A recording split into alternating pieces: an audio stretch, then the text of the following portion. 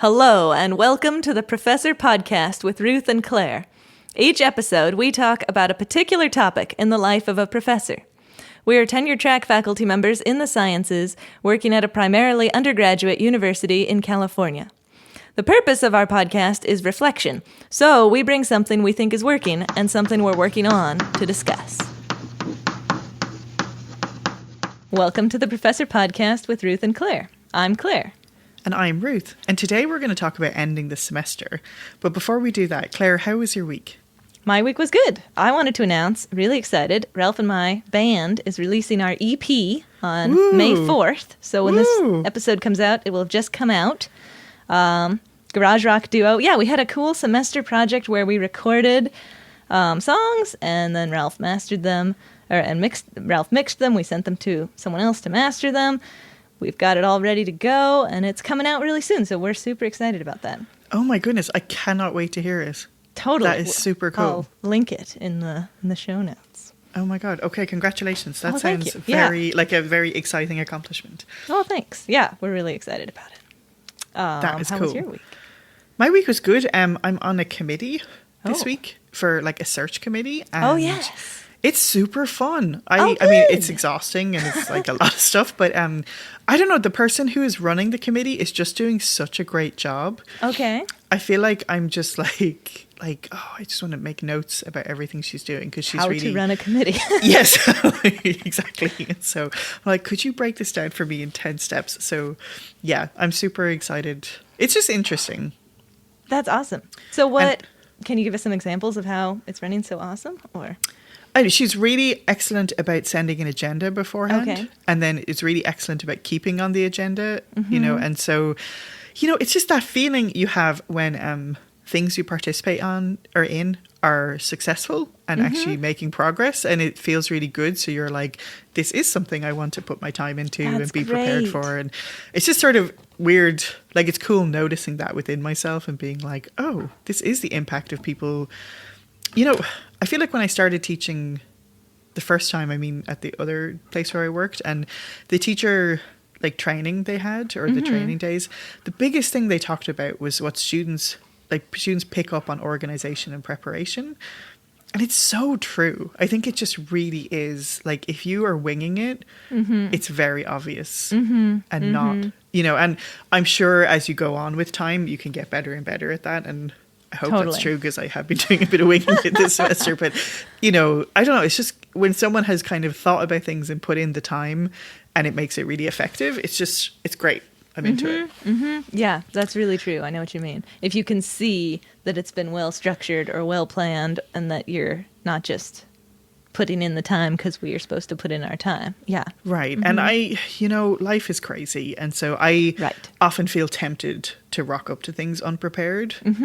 And yeah, I'm not going to beat myself up about it, but I think it's a good goal to kind of remember how effective it is when you're kind of just, I am in safe hands and this is going smoothly and we are going to be successful. So it's good. Yeah, sounds inspiring. Yeah, it's really cool. I like it. So, do you have a quote for us today? I do, and it's really random, like so random. So okay. I think I've been doing, so full disclosure, I have never worked in administration. Okay. And I have no knowledge of university finances. Okay. At all. And barely have knowledge of my own finances.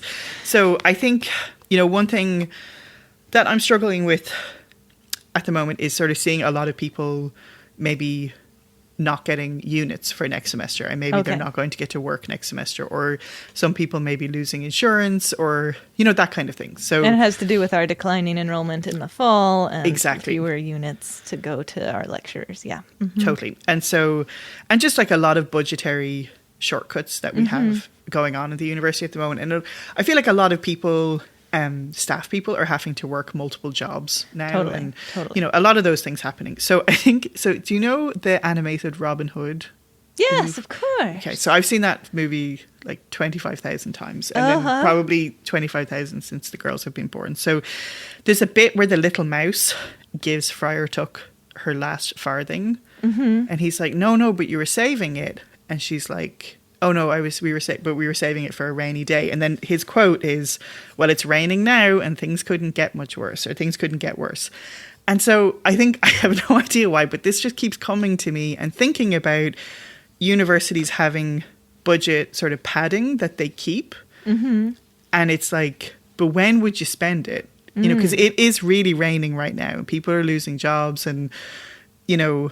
If not now, when? Right. And like at some point, hopefully students will come back, and it's important to have instructors who will be there, you know, and again, all of this is completely coming from the point of view that I've never had to make a hard decision about someone else's job or whatever. But yeah, I was thinking about this whole idea of having a pot of money for a rainy day. And then, as Friar Tuck says, it's raining now. It's raining now. Yeah, when should we spend things, you know? Totally. And I think, you know, maybe this is something for another episode, but I think as a university somewhere that's very remote, we don't just have high quality lecturers falling into our laps. So I think we should treat the ones we have like the gold they are. Do you know what I mean? So, totally. Yeah.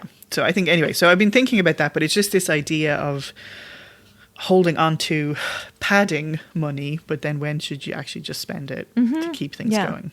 Very, very interesting thoughts. There you go. That's cheerful. That's me always like. Now let's talk about another cheerful thing, which this ending is cheerful. the semester. Yeah. Yeah, this is cheerful. It is. Well, it depends how it ends. But yeah. So tell me, okay, so what is working for you about ending the semester? So what's working for me, and I've talked about this before, but I want to hit it hard again because I'm so into it, is writing my syllabus for the next semester during finals week of this semester. It's so good. You know, it's okay if something changes, you have to revise your office hours later, that's fine. You're just revising. You have something to work on, so much easier than starting from scratch. Also, it makes the beginning of the next semester easier, obviously. And if there's anything iffy in my syllabus, there's usually something I'm not quite satisfied with, you know, like, oh, I don't really like, you know, the way that there's a break right after we started this new topic or something. Yeah. Then that can kind of simmer in my mind, and maybe I'll have an inspiration at some point over the entire break. And if I hadn't started my syllabus, I wouldn't have known that I should be working on inspiration about that problem. So yeah, I mean, I heard about this strategy from a colleague in your department who'd been around, you know, before we got here. And my mind was kind of blown. Like, you can work on your syllabus, you can just have it done before, like, the previous semester, and it's just, I've loved it. I haven't really done it as well the past couple semesters because there's been so much uncertainty about what our classes were going to look like. But yeah. I am getting back on it, and even if the classes change or whatever, I'm going to be working from my draft. And it also kind of reminds me of, in grad school, there was this student in the same lab who, you know, was the student in the same lab just above me. And her name was Dondra. And she would always just jump on assignments, you know, like it didn't matter if the assignment was due 3 months from now. She's like, oh, I already did it. You know, she didn't schedule it for right before it was due. She scheduled it. She just did it as soon as it was assigned. So I feel like that's a similar thing with syllabi. Just have it done. So I'm super... I mean, I haven't actually done it yet, but I'm super excited and committed to doing it in finals week this semester. You're definitely selling it to me. And I think there's so much psychology about the syllabus too, because I feel like if we did some kind of like word count of how many times people say, I haven't even done my syllabus the week before classes, and just how much that weighs on people. Right. Yeah. And, you know, if you've taught the class a whole bunch of times, then it could be as simple as changing the dates and your office hours and stuff.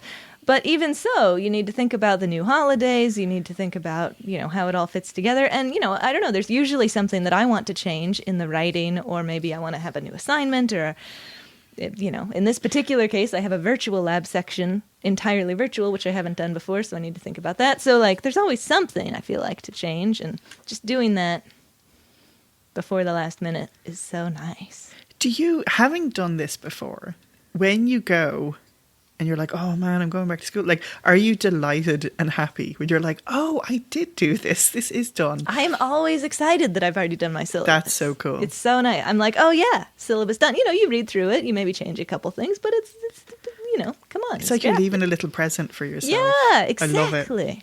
You're leaving a little present. I love it. Yeah. So that's my favorite thing. What about you? What's working for you with ending? Well, okay, so now I'm going to write my syllabus. Okay. But I think I will. And I think one thing I was thinking of doing is just like, it sounds really trivial, but doing the course copy for Canvas and kind Copying of opening your current class over. Oh, that's a good idea. You could and do so that. like Canvas is our. I didn't know you could do that. I know, and like just having even gone into the Canvas page, and like last semester during finals. So Canvas is our learning management system. Oh yes, just in sorry, case good. anyone doesn't know that. Go ahead. Last semester during finals, while I was sitting like peering at students on Zoom for 3 hours, I actually went in and just made all the weeks, like all the module weeks, and kind of like made, and like it didn't take very long, but there is something psychologically about having started that. I agree. It is a psychological thing because you're right. Assuming it goes according to plan, it's not going to take that long. But just having it done, yeah. And what else could you get done that week before? And I think that's super cool. And I think like we're talking about preparation.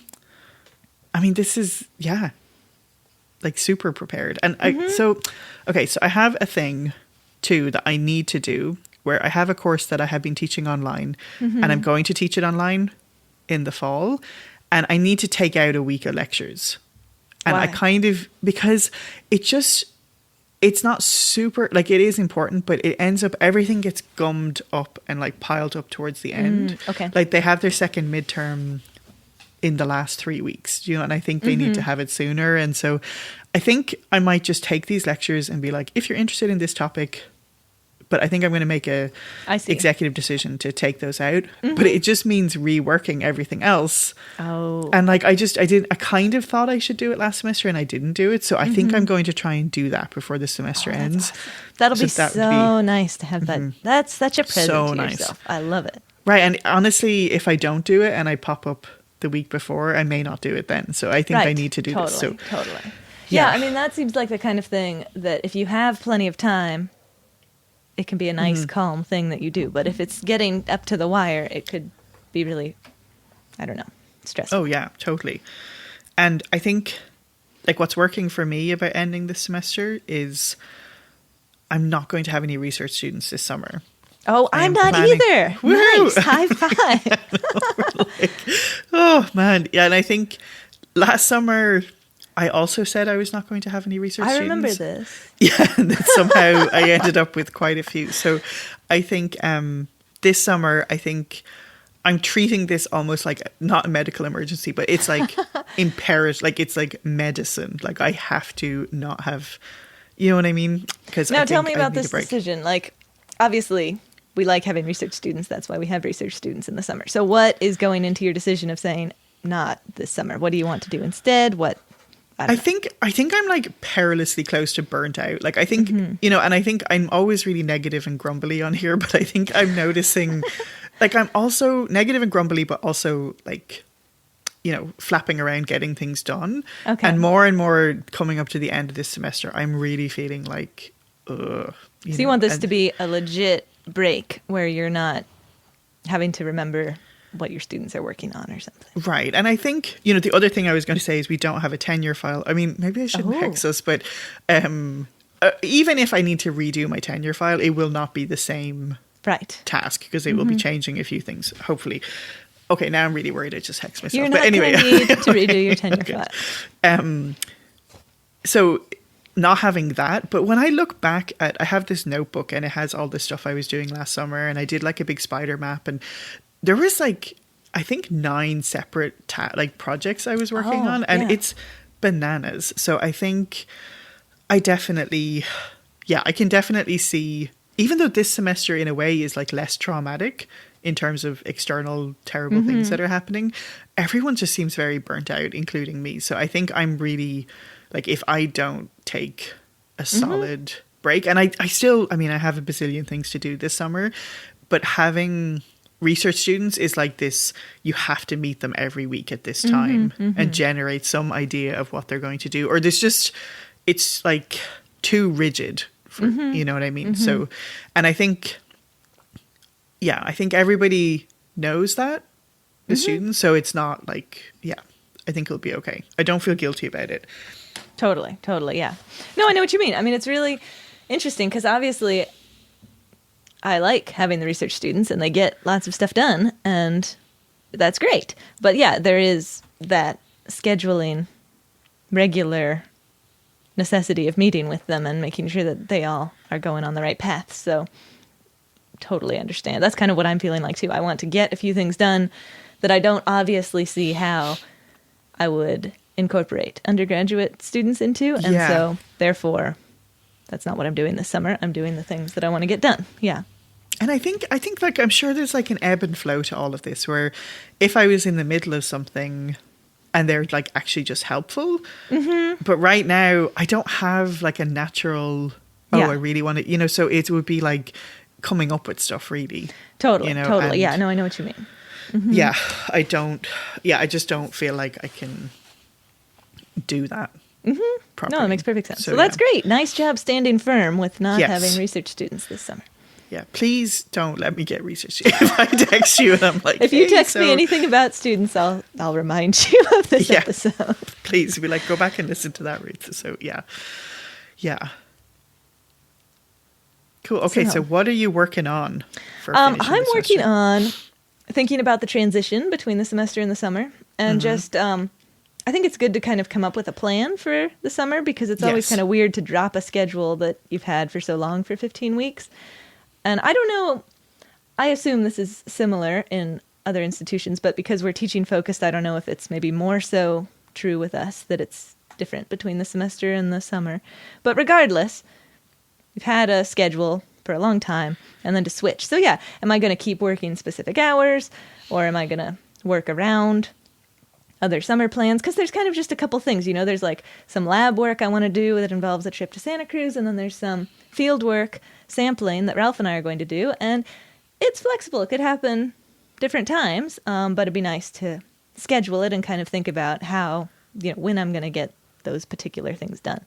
So just thinking about that transition because it's just kind of discombobulating to go from this is what you do every Monday to now make your own schedule, so just need to actually make my own schedule. It's so interesting because it's like you kind of like finding that, because I've tried to do that at different times where I'm like, I'm actually just going to keep my regular work hours and keep on going. And that was a complete disaster, Totally. And then having absolutely no schedule is kind of, for me, it's very anxiety inducing because you're like, totally. I know I have all these things to do. And and so, finding that balance. And I think for me, the thing I'm really going to have is a couple of weeks of absolutely nothing after we finish. If you know what I mean. Yeah, because I think did I tell you like last summer, I think the day after we finished, I like decided to paint the bathroom. And was like so tired and just like, what am I doing? And so I think I'm really going to try and have absolutely nothing happening. Oh, I like that. So scheduling full break mode. And then like, now I'm working on this other thing mode, and now I'm doing this trip mode or whatever it might be. But making sure the full break mode is like very intentional too. I like that. That's great. Yeah, because we're tired, man. We are tired. Yeah, and it's very important to know. It's very important to take breaks intentionally, and that's how you actually relax. And we need them. So yeah, thinking about making sure that you're not also thinking you should be writing this paper or whatever during your prescribed break time. Oh yeah, totally. So yeah, I think what like you always talk about and really resonates with me is just like deliberateness. And so deliberately, like, I am going to just do this for a couple of weeks and not, but not just, I think the worst feeling is like, I'm going to work on the paper and then not doing it for 2 weeks and feeling like just terrible at the end of it. Because then you didn't really relax and you didn't really work on the paper, and then it's such a bummer. Not a good feeling. So yeah. Okay, cool. I like it. So what are you working on? I'm sort of in anguish. I wrote anguish really big here because I feel like literally it's like people are like trying to lure me. Like all these like really interesting, cool things keep coming up where it's like, oh, there's a committee to do this, or, oh, have you heard about this conference? And it's just like, so I'm really trying to, and the same thing happened last summer where I was like, oh, I'm not doing anything. And then I was like, except this conference, and it's so far away. And then when it came up, it was and it was great and I loved it, but I think I really need a break. Sure. So yeah. I'm trying to kind of get away from that. And then I guess, hopefully all will be well in the fall, but I'm sort of trying to mentally prepare myself in case the kids are not.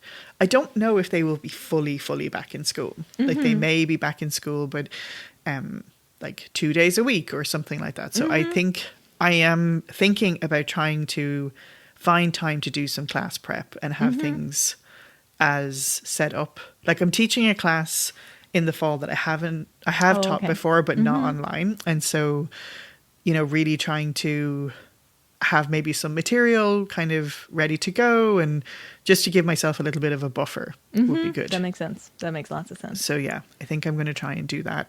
And it makes me feel better if I have stuff. Yeah, totally. Yeah. It seems like you're really good about having a big buffer. You're like 2 weeks ahead or something at least.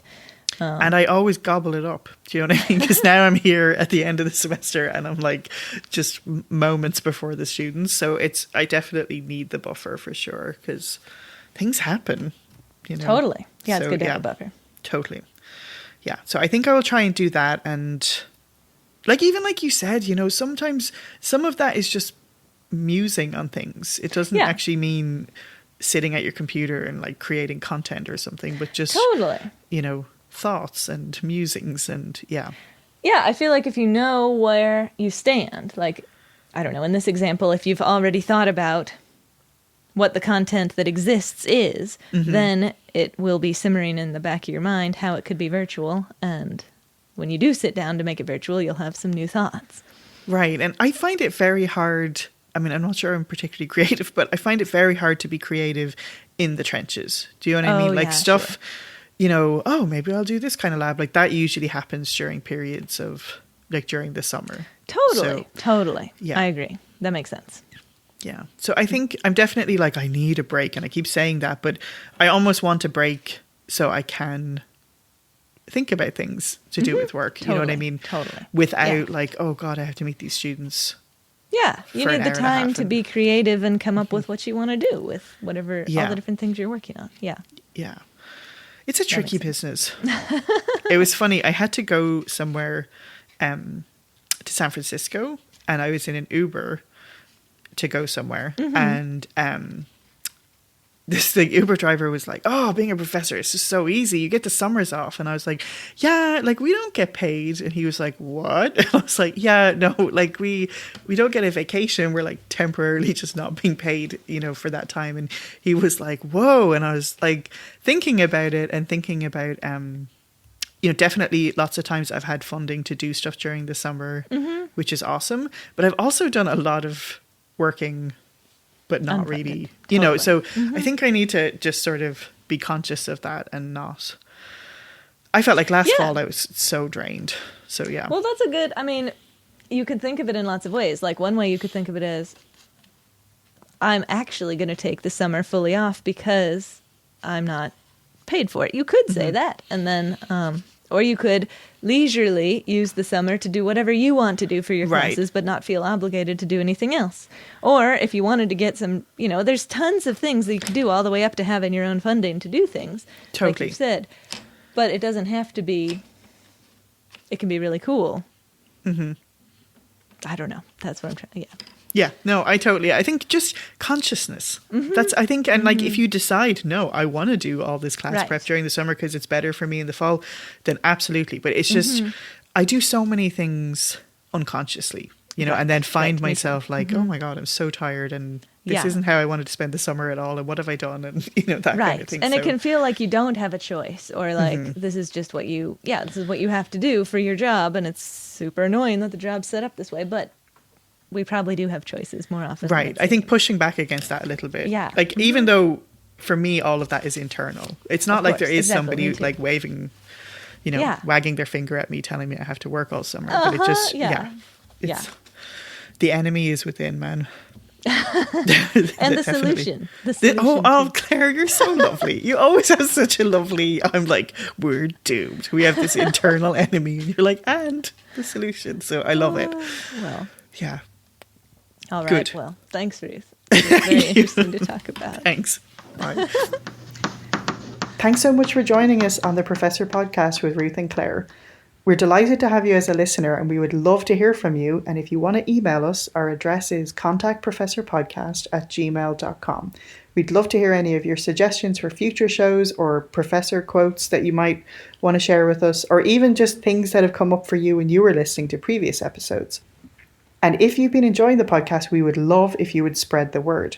So the best way to spread word is by telling people you know if you think they should listen to it, or you can leave us a review wherever you listen to your podcasts. Thanks so much for joining us, and we'll see you next time.